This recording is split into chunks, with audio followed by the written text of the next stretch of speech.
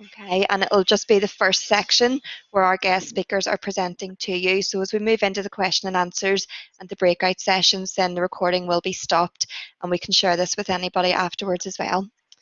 So just a bit of housekeeping before we get started. As I said, we will be recording, so perhaps you would like to take your camera and your audio off at the moment so that that wouldn't be recorded for the first half of the session, and then you can share that with us again when we move out into the breakout rooms into our question and answer session.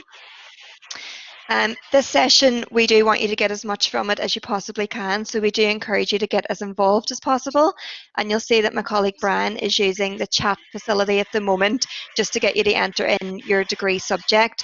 So if at any stage throughout the initial presentations you have any questions, please feel free just to put them into the chat box and we'll pick them up as we go along. And then, as I say, as we move out into the question and answer session, that's your opportunity then to really just have a good chat with our guest speakers and find out as much information as you possibly can. And our guest speakers today, and I know I've already shared this with everybody by email, but we have Kieran Kearney from NI Sports Forum, we have Connor Cunning from Sport NI, and we have Mickey Quigg, who is joining us. He's here at the moment, he's not in New York, but it's New York GAA. All right, and to get started, we'll actually begin with Kieran. So I'm just going to remove these slides and introduce Kieran and get his slides ready. So just 1 second. Okay.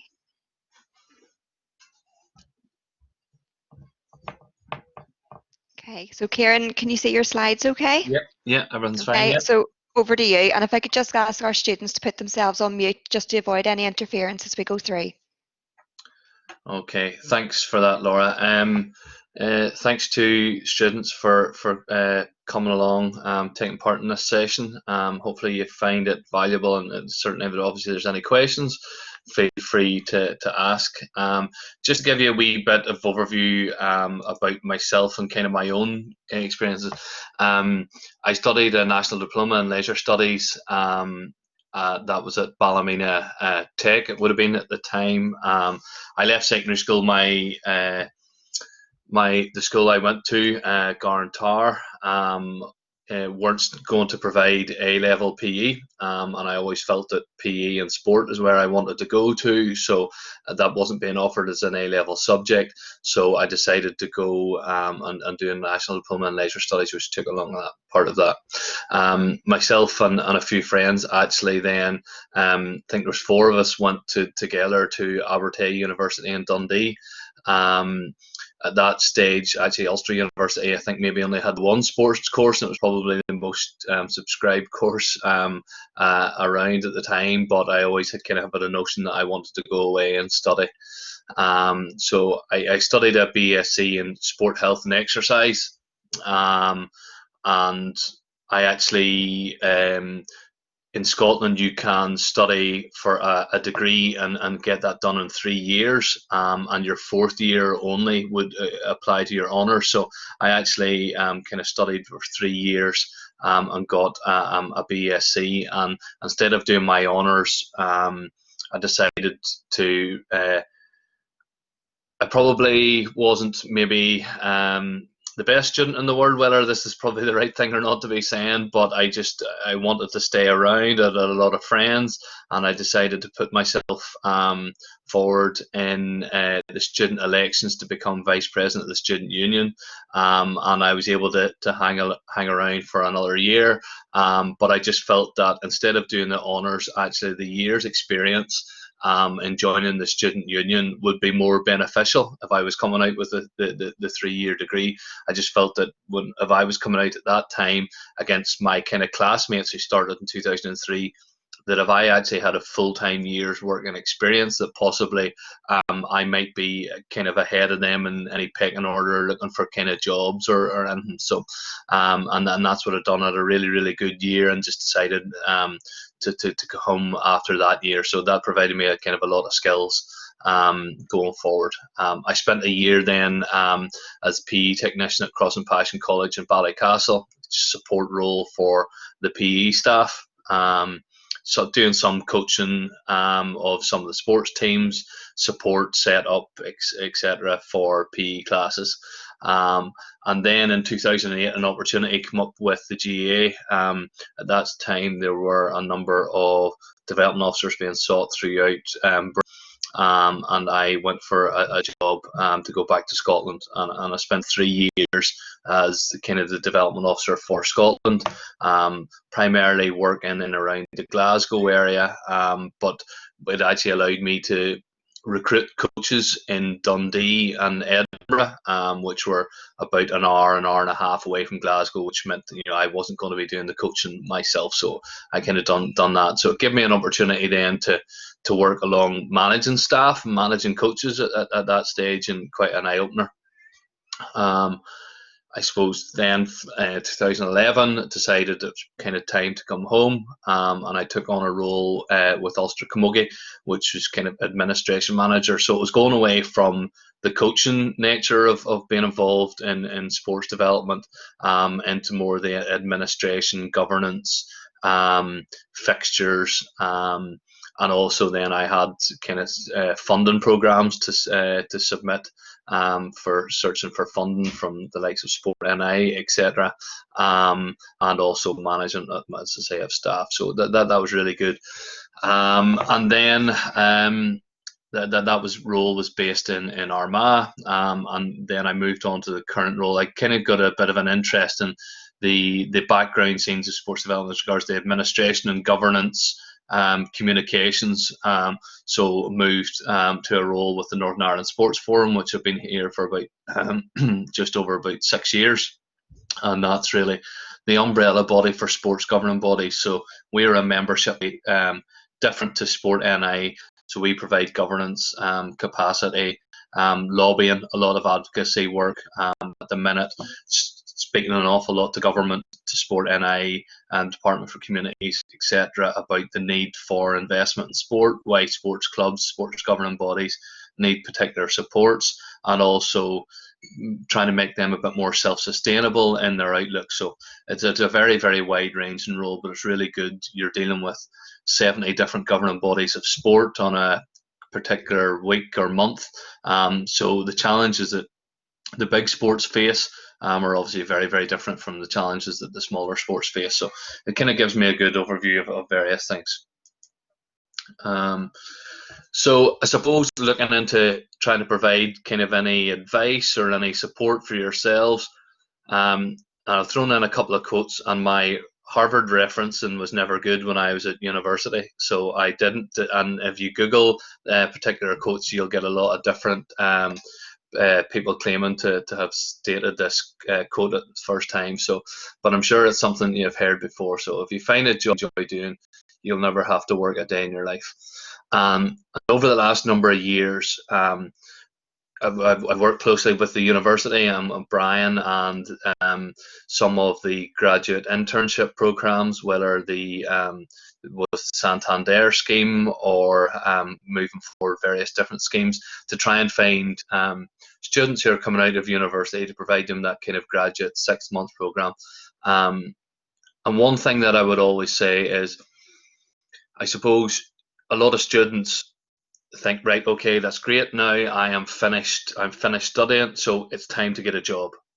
Okay, and I appreciate that you want to start a working life. You want to start, using the experiences that you've had through the last 4 years of studying, or whatever length of time that you've been studying, and we'll say, right, I need to get a job.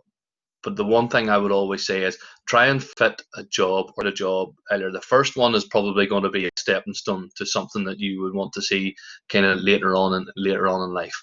And try to always think, what ultimately in 5, 10, 15 years time may be my ideal job. I wouldn't say dream job, but ideal.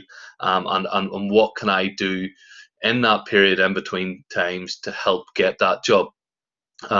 So I come out and I see a lot of students, and we would interview quite a number, and I would sit down with them in kind of a relaxed interview, and say, kind of tell us about your experiences, and we really want to find a lot more about the people. You're by studying and coming out with a degree at whatever level it is, ultimately proves you have the experiences of studying, you have a level of intelligence, you may have had a placement year, which is really, really good. But employers really now want to find out a lot more about the person and what makes them tick. And the experiences that they have. So if you are looking there, I think I've seen just from the courses that you've said that you're studying, where do you work at a part-time basis, and is that, you know, is that applicable to what you want to do in a job? So I appreciate there's some people maybe under pressures of needing to do work in a shop, a Tesco or whatever, or work in a bar, etc. But there, if you can find opportunities, even in the short term, to say that's a job that I want to do now that will be beneficial to my long-term career, I would really, really say do that. Financially wise, it may not be the best thing. It may be £1 or £2 less per hour or whatever, but ultimately, what is going to help you in the long term? And one of the things as well that I will always look at and always say is that if you are interested in sport as a career, I want to say that you're passionate about sport, therefore that you're willing to do something in a volunteer capacity as well, because probably the best kind of students that I've seen coming straight through university are very, very passionate about their sports and will do quite a lot of volunteering experience in their local club, their local environment, their local community, which shows to me that they just don't see this as a pay packet, and coming in just to say, okay, I want to do a job so I can get paid to help me pay my bills. If I see that you're interested in sport and you volunteer at various capacities, various things, I say, right, that's somebody that really, really is thinking about their career, and how they develop as a person. So hopefully that kind of makes sense to you. And then just kind of to finish off, kind of some of the things that probably I've spoken with Brian, and I know certainly Connor and myself have discussed this, is the importance of communication and being a really, really good communicator. I've found out over the last number of years, it's kind of changed. Even I think I've been, working with part-time coaches, graduates, whatever, over the last kind of 10 years. And the demographic of students has changed, and I'm not sitting here. I'm sitting here as a 35-year-old, not as a 55 or 65-year-old, talking about the way that things were when we were younger, or back in my day, etc. But the one thing that I always like to find out from students is when we're having those interviews or we're having those discussions, is their level of communication. If you're working within sport, you need to be a communicator, whether that is as a coach. Communication is so vital. If you're working with funding partners, if you're working with other governing bodies, other sports clubs, communication is very, very key, and being able to communicate properly. And anecdotally, I could just say I've sat with some kind of graduates over the last couple of years and talked to them about making contact with some of our stakeholders, and they actually get quite apprehensive, because they put everything in email form, and they're used to texting and whatever. Our work environment, is about sharing personal experiences and being comfortable with that person. So, being able to sit down, have a conversation, phone calls, and this seems very, very minor. I appreciate that, but it is so important. And one of the things that I will say is that in Northern Ireland, and kind of in your counties, within your council areas, everybody kind of knows everybody in a sporting context. So different employers will discuss things with each other, and will discuss, you had that person working for you for a while, what were they like? And they were saying, listen, they're intelligent, but their communication struggles. And that's kind of one thing that we talked about. So you have to adapt to your work and environment. So if you are based in going out, being in meetings, our organisation, we would have a lot of meetings with funders, whatever, and you have to be able to sit around the table, put your points across, put them across strongly, and to be able to understand the information that is coming back. What I would also, just before that, is looking at jobs, and I would say at the minute you may think, I'm coming out of university here, I'm maybe not skilled or whatever for a job. I would say apply for as many jobs as you can that you feel are, relative, to get interview experience, because nothing beats interview experience and that communication levels of improving your confidence and your abilities to speak at kind of in interviews, and that should help you and going forward. You may fail once, you may fail twice, but ultimately those experiences you will learn from. And also, don't be slow or scared to ask for feedback on interviews, and actually that shows to an employer that you're willing to learn. And it's quite impressive actually to get that somebody that isn't successful and just accepts it. It shows me that they're maybe not willing to learn. So I would ask for that feedback. Attach yourself to a mentor or find somebody that you believe is in a job that is something you would love to do, or somebody that you really, really trust to provide support for yourself. You don't need to talk to you all the time, but you can just touch base with, you can grab a phone call with, grab a coffee with, who will provide you some sort of level of guidance, whether that is somebody within, if you're all involved in sport, I'm sure you're all kind of athletes at some level or coaching at some level, just finding somebody you can have a conversation with to say, here's what I'm doing at the minute. Should I be doing something different? Should I be putting myself forward for that role? Can I come and watch some of your sessions? Can I come and watch some of your activity? Can I get involved in your organization in any way? And you will find an awful lot from that. Hopefully you will learn a lot from that. And a final kind of point on is, I appreciate, I suppose now you're maybe coming out at 21, 22 years old, but I do know a lot of employers now are looking at actively at social media profiles.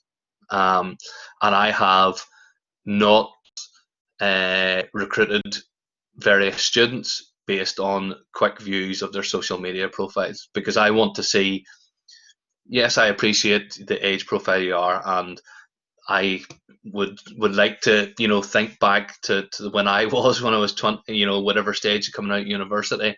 But I would also say, is that person employable?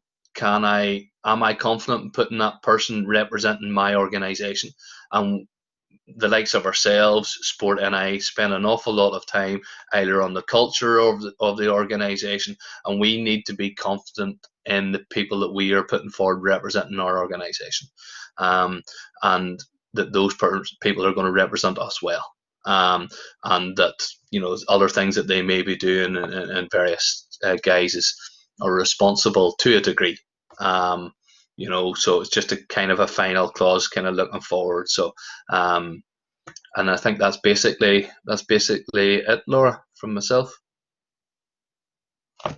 It helps if I unmute myself to speak. That's Yeah. brilliant. Thank you so much, Kieran. I know I certainly took a lot away from your presentation there, and especially that last slide where you're giving those really useful hints and tips, and communication skills, as you say, they are essential. So hopefully hearing that from you will really encourage our students, our graduates as well, to really develop those skills if they think it's something maybe that they're lacking in at the moment. So say all of our students who have joined us today will have an opportunity to ask you questions at the end.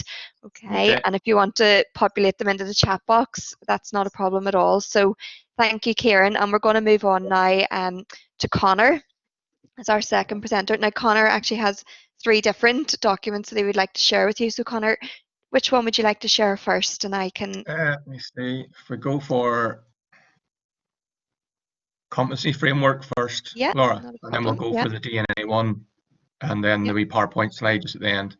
No worries. And if you just let me know when you want to change those. Yeah, no worries. Okay. Okay, good to go. All right. Good morning, everybody. Just like to thank Kieran there. He's probably stolen all the good points that I had noted down to share with you. Apologies to begin with, because I should have been at home this week actually, but I'm now away, and the technology maybe will break down at some point because the Wi-Fi signal is not overly strong here. But we'll rattle through, and if something happens, then I'll try and reload and try and get back in.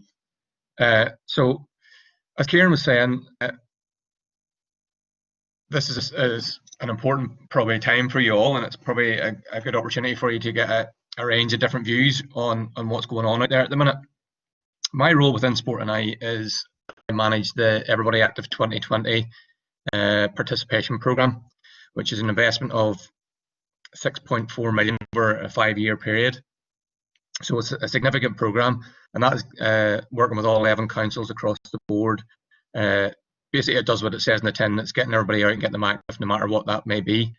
And as well as that, and I am involved with the community planning process in a number of the different councils as well. So that takes up a fair amount of time as well, working with different partners and different organisations to try and come up with a plan in each council area which will make life better for the residents of that council area. So on top of that, Kieran was talking about the communication aspect there before we go on to just what Sport and I are specifically looking. And it's one of the strongest elements of my role. My role really is not about developing sport per se, it's about developing relationships. And those are really, really strong partnerships within councils, which we are investing money into. So there's an element there of having to look after the money that's going in and make sure that we're getting good value for money and that it's public money and it has to be accounted for. But it's also there getting a relationship built up with the officers within council that we're actually investing in. So communication, as Kieran says, they're getting away from emails and actually meeting people face to face and being confident and talking to them and being able to build up that level of trust where you're able to sort of push ideas at them and then take ideas back from them as well is a key element of the role. As well as that, Kieran sort of referenced it as well there, and sort of back him up there.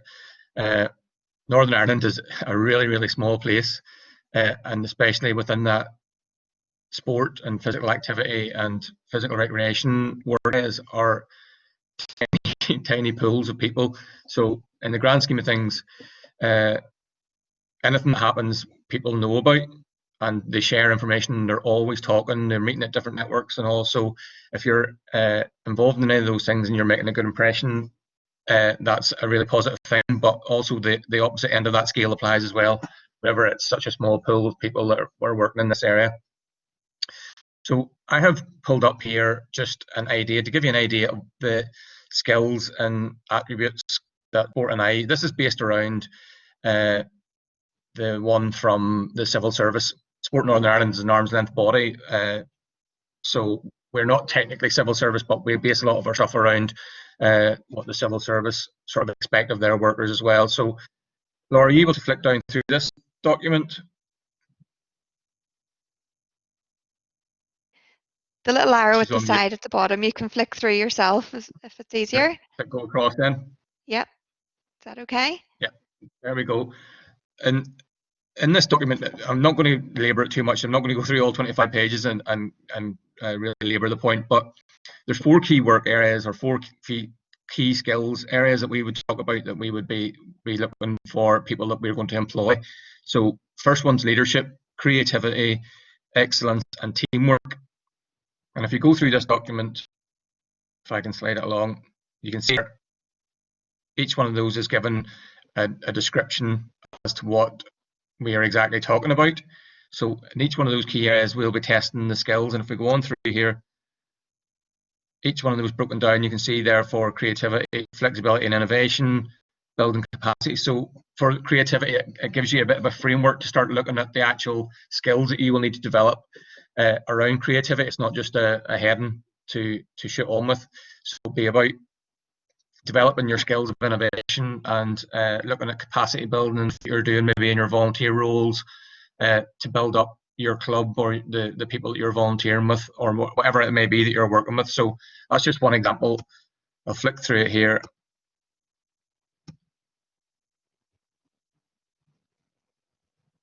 And if you can see here, it's quite small for me on my screen, but each of those, so for leadership there in this one, point number 1 is being strategic. So each of those is broken down for each of the key work levels within. So you have an administration officer, an EO2 level staff officer, and it's broken down right for each level of employment within our organisation. So it gives you an idea of the different skill levels that you'll need to develop.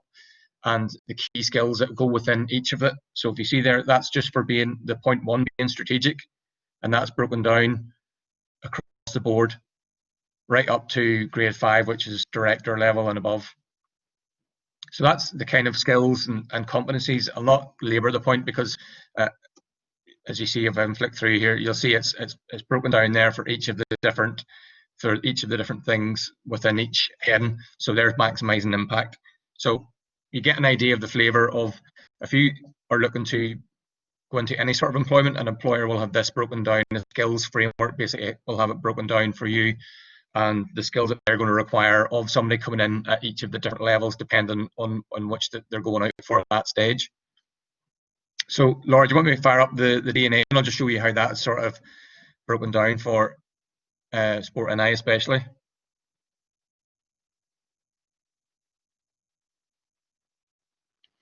So as Kieran said, he alluded to there, and the fact that all those skills and attributes are really nice and they look good on paper, but it's really what culture the organisation has. And we're on what we talk about as a cultural journey and have been for 3 or 4 years, but this is getting distilled down when we're taking these things to actually say what it actually means to win Sport NI and what you're required to do to work in Sport NI. So if you can see the 4 main headings there: excellence, collaboration, integrity and learning. And those are broken down again even further. And this has come back from the staff. We've had various away days and workshops to see what it actually means to work in an organisation and what we want that organisation to look like. So if you can see, just taking the excellence one there, it's relentless about being better, driving high standards, demonstrating confident leadership, innovative, taking risks, and delivering with pride, passion and expertise. So those are all the things that we're striving to do, and the skills framework is the skills that we will need behind that to get to achieve this.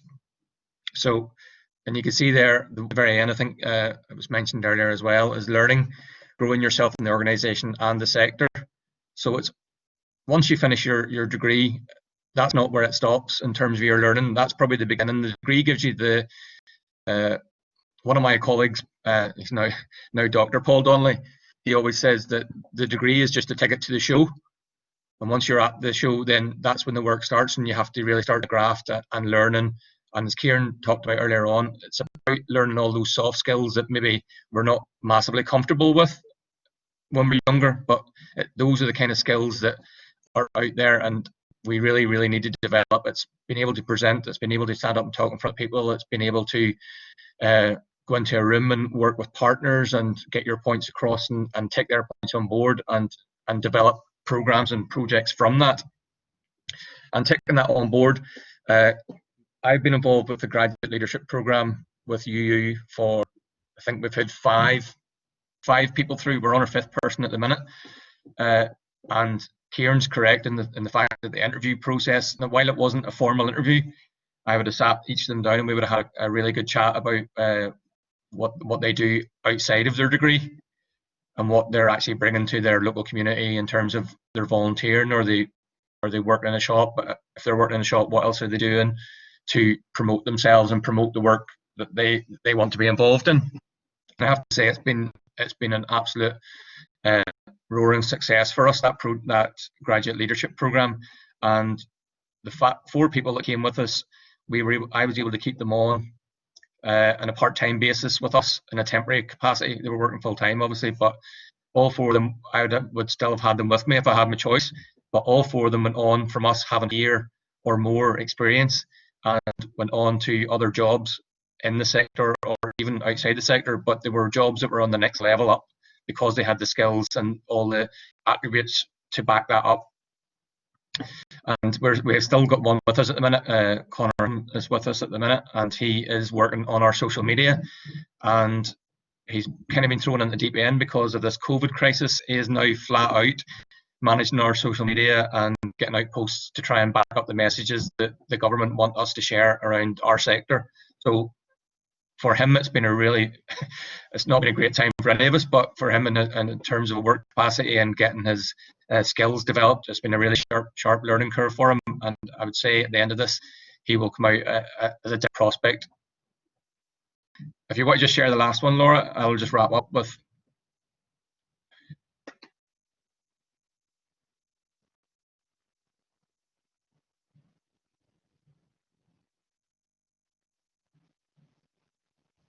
So this is just, again, it's a sort of a cultural sort of journey that we've been on, and you can see all the recurring themes there. Our mantra now going forward for the next while is be passionate about maximising the power of sport to change lives.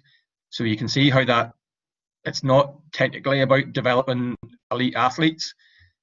It's not technically about getting people out and getting them active. It encompasses all those things, and it's actually developing sport to help change people's lives. Should that be changing them from total sedentary lifestyle into some sort of activity, or whether it's getting them to the Olympics?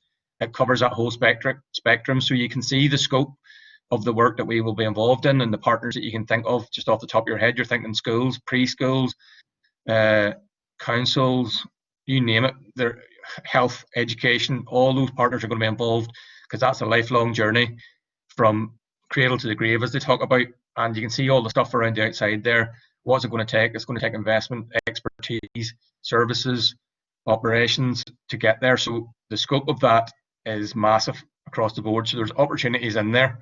I know it's going to be in time for the next while, but even more reason to get out and build up your CV in terms of volunteering, coaching, whatever it may be that can add to whenever you sit down with somebody like me or Kieran and you're across the table. We want to hear about your experiences, and in the sector and what you're doing to try and suppose that middle bit, what you're doing out there within the sector to maximise the power of sport to change lives. So that's really it from me. Maybe there'll be some questions coming back, so we can do that in the breakout room, Laura, then. Yes, thank you very much, Connor. I know there was a lot, obviously, within that first slide or the first document that we shared. Would you mind if I shared that with the wider group, with the students by email, so that they could actually just read a bit further into that? Let me check that with my HR team Yeah, first. no, I that's just wanted okay. to Yeah, we demonstrate can that come back. But even if I can extract, maybe. It's really based on the civil service one, which is Okay. online. I'm not sure, but if they're happy to share it, I'll share it with you. No worries. Well, we can follow that up then afterwards. That's not a problem. Yeah. But really, I think there's a really common theme coming across from both Kieran and yourself about, it's what added value can our students really bring now as they're moving out into the world of work. And it's, aside from the academic degree, having all of those really soft skills and, volunteering experiences, etc., to put onto your CV. So that's been really, really interesting. And I'm sure probably as we move to Mickey, he might be saying some of the same things, but I'll share your presentation now, Mickey, and thank you, Connor. No, thank you. Okay, so you should be able to see that now, Mickey, if you want to get started. That's perfect. Thanks, Laura. First off, folks, thanks, Laura and the Ulster University Employability team, and I suppose the students that are on here today for taking the time to invite myself, Kieran, and Connor on. My entry level into where I'm at the minute was a little bit different, but it was my pathway nonetheless. And it's funny that Kieran and Connor's story about volunteer experience and added value, that's where my sort of pathway led to. And listen, if you can take one thing away from this whole event, or from myself, Kieran, or Connor, then we'll call that a success. So I'm just on the site. There we go. So just look at this. There we go. So just very, very quickly for the next 10 minutes, the structure, what I'll sort of briefly chat about, my background, my role where I'm currently at with New York GA, important skills and attributes that I feel will make you successful in the sports industry, and then hopefully 4 or 5 take-home ideas and just stuff to reflect on and think about your own experiences in your degree and in your work life and your personal life as well. The main thing that will hopefully shine through in my presentation is that it was more so my experiences and skill set that I gained over the number of years to university and after university life that was more impactful than any formal education or my degree.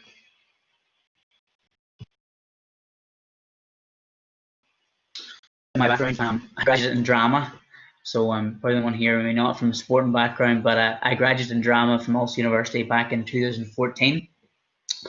During my time, I was heavily involved in clubs and societies in McGee. So I was the drama president for 1 year, and I was one of the founders of the McGee hurling team, as well as secretary for 2 years.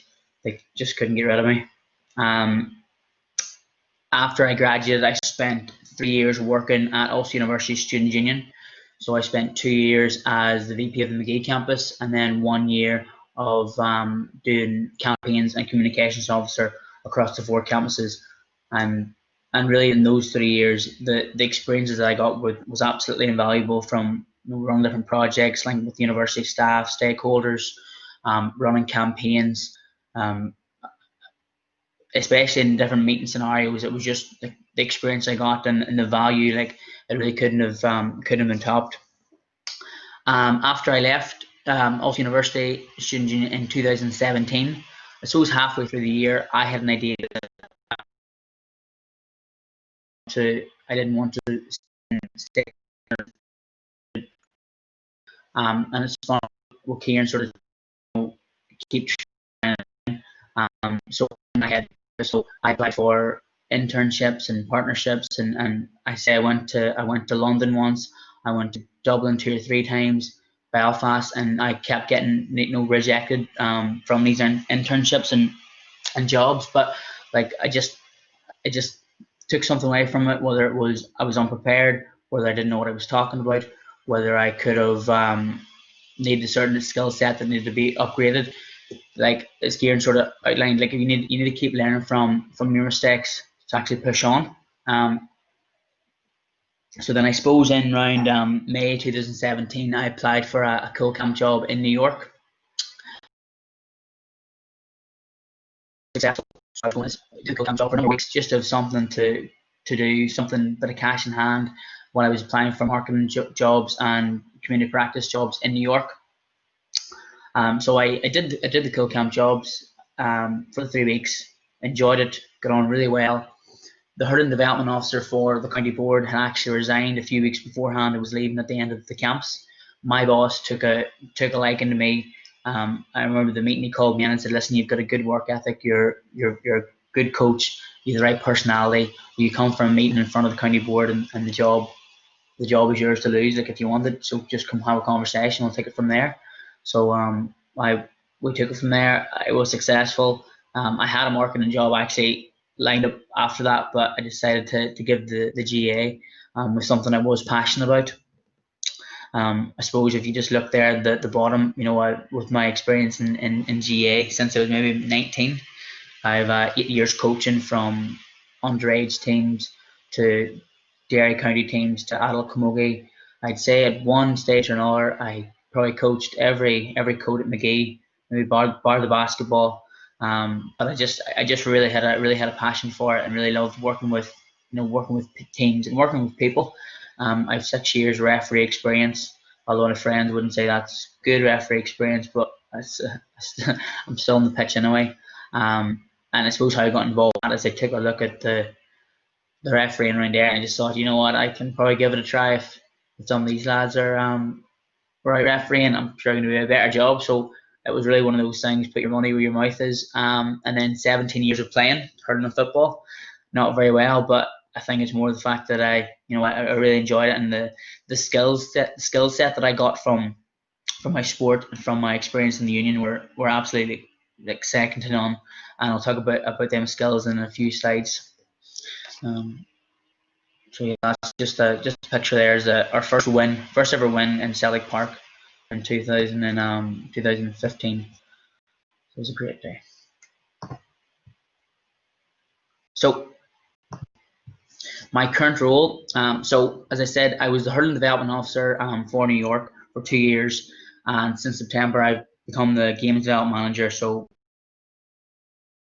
I'm back in Derry at the minute due to the pandemic. Hopefully, fingers crossed, back out, all being well, middle of August in New York. I'm based in New York, based in the Bronx.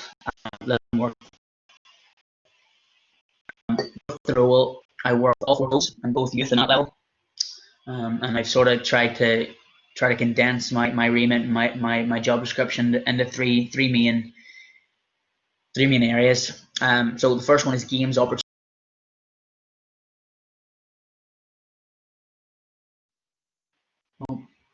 Guys, I think Oh, Mickey might have actually dropped out there a wee second. 2 seconds. Are you am I back with still? us, Mickey? I'll turn my video off, no problem. How's that, Laura? Yeah, go ahead. Yep, no worries. Go Right. ahead. Sorry, folks. My dairy Wi-Fi is not the best. We'll go again. So my role with New York GA, I was the hurling development officer for 2 years. Since September, I've become the games development manager. I work with all 4 codes at youth and adult level. I've condensed my job description into 3 sort of main areas. The first one being games opportunities, so that's working with the teams in terms of competition structure, sorting out the schedule, working in tournaments. If there's any traveling teams out from Ireland, it's my job to get them set up with like a challenge game or whatnot with our native and our youth born. Skill development initiatives, so that's everything from development squads, county teams to summer camps. Education programs, everything from referee education, club development education, and all the different roles that there are in the club.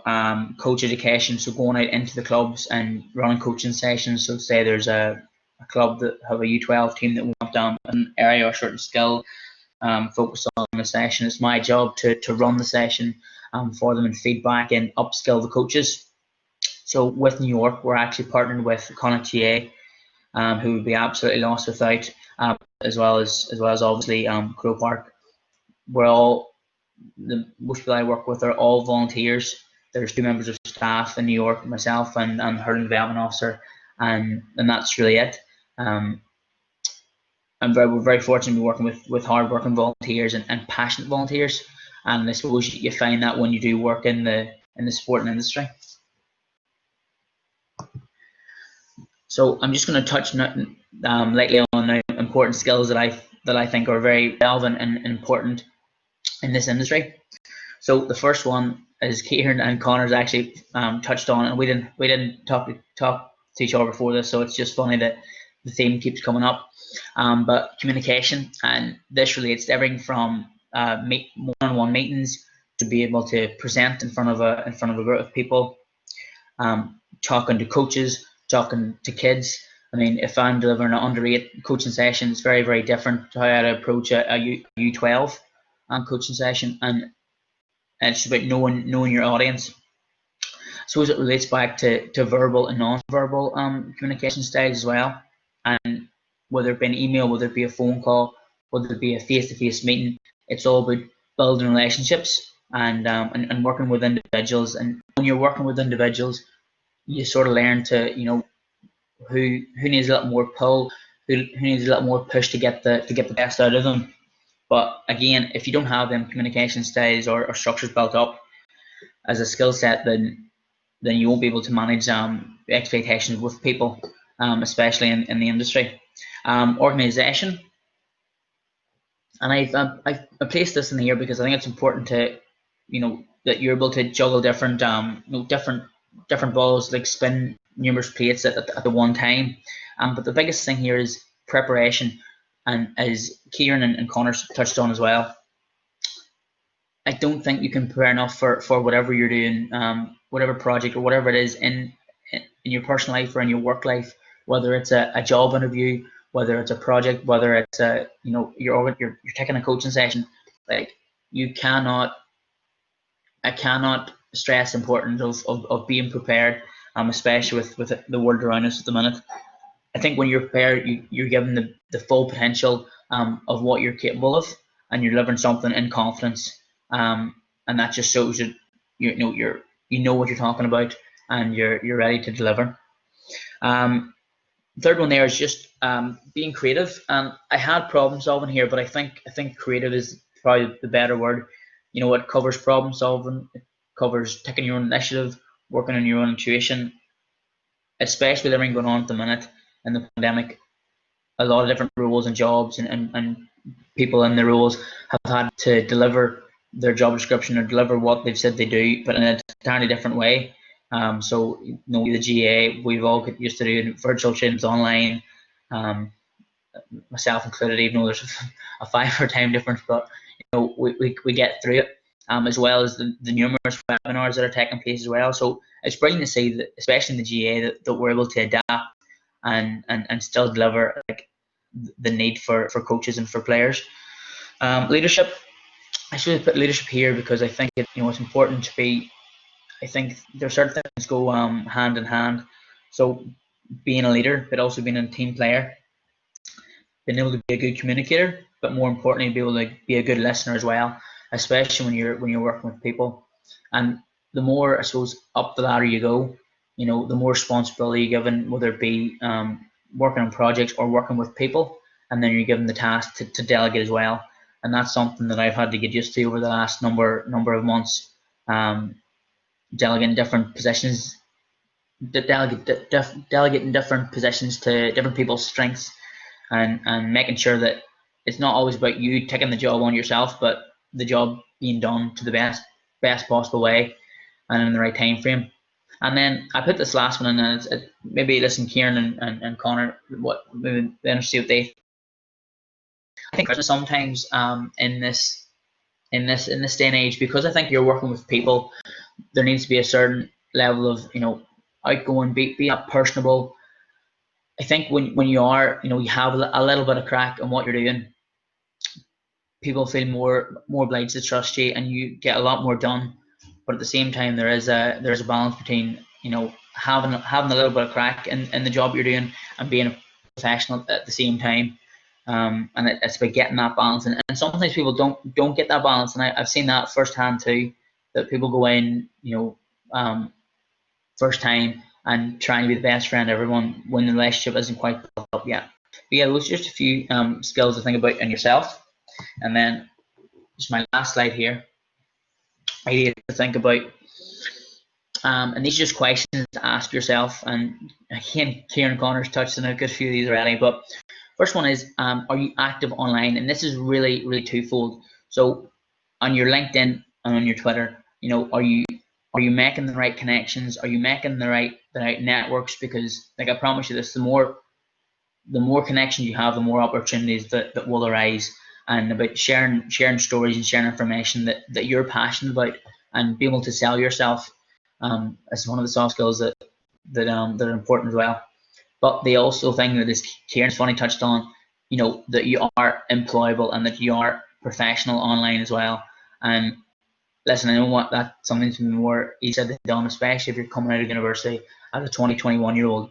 But like that, the truth is that people are looking at your online profiles when you're applying for a job. So you need to sell the best version of yourself. So those are just a few things to think about in terms of being active online. Are you self-reflecting on what you're doing? And I suppose, like, listen, this is something I only got maybe better at during lockdown as well. The important thing about self-reflection is don't do something, don't self-reflect straight after you've done a project or straight after you've played a game or you've done a coaching session. Give it a few days, jot down a few notes, come back to it, think about, was there something that could have been better, what went well as well as what didn't go well.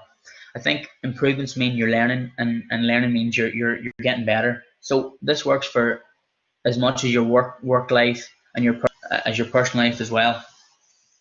And there's always a quote that my family always say, but it's not a mistake if you learn from it.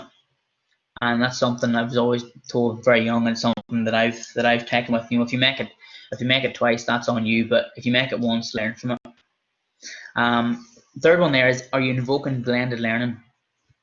And it took me a while to get this wording right. But when I talk about blended learning, there's the formal ways of learning. So your accredited courses online, your degree, for example, and then there's informal ways of learning. So buying someone's autobiography, buying a book that you enjoy, going to an online webinar, having a chat with a friend or a colleague, or as Kieran touched on, a mentor. I mean, before this last night I chatted with my friend Omini, who I met in New York, and without putting a label on, he would be one of my mentors that I'm able to bounce ideas off, and I'm able to show him the presentation and what he thought, and aired a few ideas, and those conversations can be very, very useful, even if they're only for 10, 15 minutes. But it's about using the networks and the people that you have around you. So yeah, blended learning, and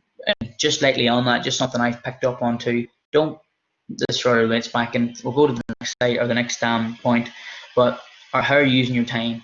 But in terms of blended learning, don't be setting aside, say, 2 hours to read a book or 2 hours to do this, or break things into smaller chunks so it's easily managed. So if you want to read a coaching book or something, split it into 20 minutes. I'll do 20 minutes today, I'll do 20 minutes tomorrow, I'll take a break the next day. Instead of this, trying to break it into large, unmanageable chunks, it works a lot easier. But just on using your time, are you scheduling time for your work to do, but also are you making the time to spend with your family and friends, time even just for yourself to chill out and to take time to look after your own mental health? And that's more important now than it ever has been.